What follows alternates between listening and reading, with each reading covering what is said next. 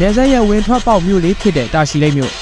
ကဘာမှာတိတ်ကိုမှလမ်းမဲကြီးပြီးကြော်ကြားတဲ့ကဘာမှာဒုတိယမြောက်ဘရင်များဆုံးထုတ်လုပ်တဲ့နေရာကိုပြည်သက်ကြီးတို့သိပါသလားအဲဒီနေရာကတော့အရှိတောင်အာရှမှာမြန်မာထိုင်းနဲ့လာအိုသုံးနိုင်ငံတို့စုံတဲ့ရွှေပြည်ကန်ဒေသပဲဖြစ်ပါတယ်ရွှေပြည်ကန်ဒေသဆိုတာမြန်မာထိုင်းနဲ့လာအိုသုံးနိုင်ငံနဲ့နမိတ်ရှားပြီးဘဲကောင်ပြည်စုံပြည်ကန်ပုံစံထိစပ်နေတာကြောင့်ရွှေပြည်ကန်ဒေသလို့ခေါ်ကြတာပါအဲဒီရွှေပြည်ကန်ဒေသလေးကိုအမိတဟဲပြူပြီးနာမည်ကြီးတဲ့မြို့လေးတွေလည်းမြန်မာနိုင်ငံထဲမှာရှိနေပါတယ်အဲဒီမြို့လေးနာမည်ကတော့တာရှိလိမ့်မြို့ပါတာရှိလိမ့်မြို့လို့ပြောလိုက်ရင်ပြည်သက်ကြီးတို့အနေနဲ့ကောင်းကောင်းသိလို့ဖြစ်ပါတယ်ထိုင်းနိုင်ငံနဲ့မြန်မာနိုင်ငံကြားမှာနှစ်နိုင်ငံကိုစီပြောင်းပူးပေါင်းရောင်းဝယ်ဖောက်ကားဖို့အတွက်ရှေ့ကြီးတရားဆောက်လုပ်ထားတဲ့နယ်စပ်ဝင်ထွက်ပေါက်မျိုးဖြစ်တာမို့နာမည်လည်းကြီးရပါတယ်။တာရှိလိမ့်မြို့ဆိုတာရှမ်းပြည်နယ်ရှေ့ပိုင်းနယ်စပ်မှာတည်ရှိတဲ့နယ်စပ်မျိုးဖြစ်ပါတယ်။ကမ္ဘာဒုတိယမြောက်ဘိန်းများဆုံးထုတ်လုပ်နေတဲ့ရွှေပြည်ကန်ဒေသကြောင့်လည်းတာရှိလိမ့်မြို့ကနာမည်ကြီးရတာပါ။နားရင်မကသေးပါဘူး။တာရှိလိမ့်မြို့တွေကထိုင်းနိုင်ငံနဲ့မဲဆိုင်ချောင်းပေါ်မှာနှစ်နိုင်ငံပေါင်းကူးဆက်သွယ်သွားလာလို့ရတဲ့ရှေ့ကြီးတရားကိုဆောက်လုပ်ပေးထားတာမို့တော့ကုသန်းရောင်းဝယ်ရေးမှာလည်းအရေးပါတဲ့မျိုးဖြစ်ပါတယ်။မြန်မာနိုင်ငံတွေကမျိုးလေးဆိုပေမဲ့တွားရောက်လိုက်လို့ရှိရင်တော့မြန်မာနိုင်ငံတွေကဟုတ်မဟုတ်ပါမလားလို့ထင်မိပါပါ။